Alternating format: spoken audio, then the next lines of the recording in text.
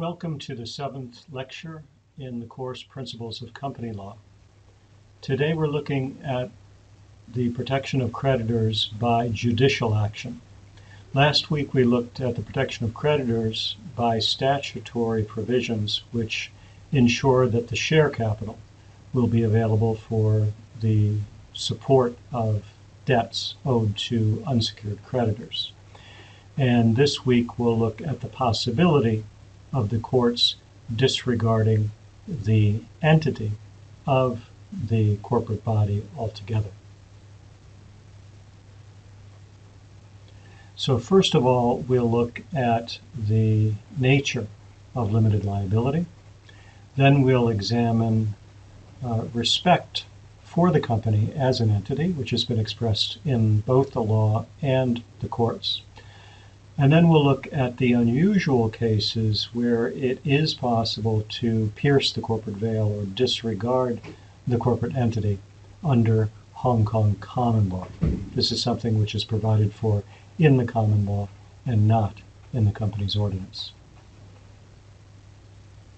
So first of all, turning to the nature of limited liability, remember that what we're talking about is a separate entity which creates the limit, not some sort of a shield which is pasted on top of the member.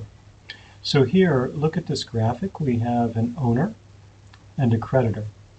The creditor tries to collect from the owner, but if the owner becomes a member of a company and incurs the credit between the company and the creditor, then the creditor must collect the debt from the company itself. Also, do not think that somehow the management of the company, the directors of the company, have some sort of limited liability. They do not. The management of the company, the members of the board of directors, are employees to a certain extent of the company. They are agents of the company, and therefore they do not incur the company's debts. They act on behalf of the company to bind the company in its own debts. So the directors do not have limited liability. The members have limited liability because they have created the corporate entity in order to do business. And the liabilities which are incurred are therefore the corporate entities and not the members. You'll see here in some of these slides, unfortunately, the program that I use to make these videos, Camtasia, does not respect the movements inside of Microsoft PowerPoint, and so some of the animations are broken.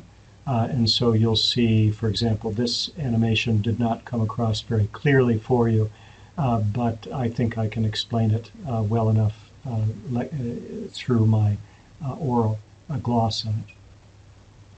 So if we look at our example, here we have Cy and Eddie. And Cy and Eddie are concerned that there is liability out there. They are worrying, on the one hand, Cy is worrying that Lisa, his daughter's mom, is going to claim credit for the mom because they discussed it in university and sue him for the value. And Eddie is concerned about a Thai lawyer named Rottweiler that he fights with. And he's concerned that Rottweiler is going to represent some persons alleging that the mom does not motivate them properly. So they then think about creating a separate entity in order to protect themselves from the liability of the kaiju that they see coming at them. So what they then choose is a limited company, their Jaeger, and this will then provide them with a separate person to engage liability, and in this way they protect themselves from the danger of liability by having the Jaeger, the company limited by shares, engage with the enemy rather than themselves.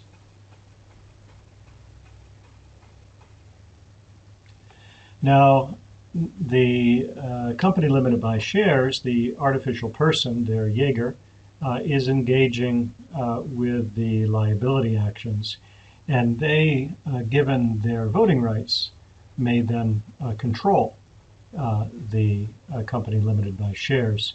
So they are separate from the company limited by shares, and they therefore do not incur the liability that the separate entity incurs, and they can manipulate this separate entity through the powers of members thanks to their shareholdings in the company limited by shares.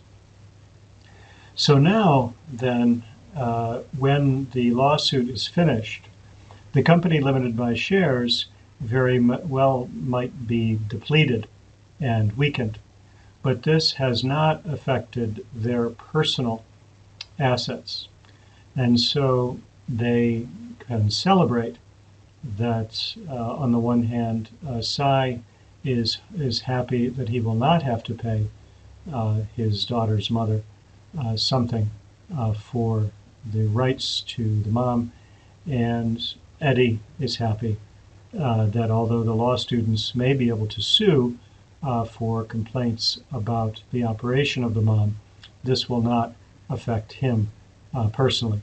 And then he remarks that now he is sending a Japanese fashion mogul around the dark side of the moon, and he will do this using a separate company. So the potentially large liability that would occur if a group of passengers in a spaceship on the other side of the moon were to get lost would then accrue to the separate company limited by shares and not personally to Eddie.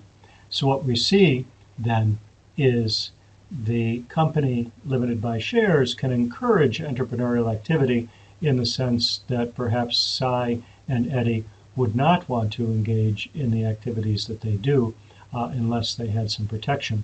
However, it can also encourage irresponsible behavior because both Cy and Eddie know that it will not be necessary for them to lose any income personally or any of their personal assets in connection with any claim that is levied against the company limited by shares for tort or contract. And this can leave then persons who do levy such claims in tort or contract without relief.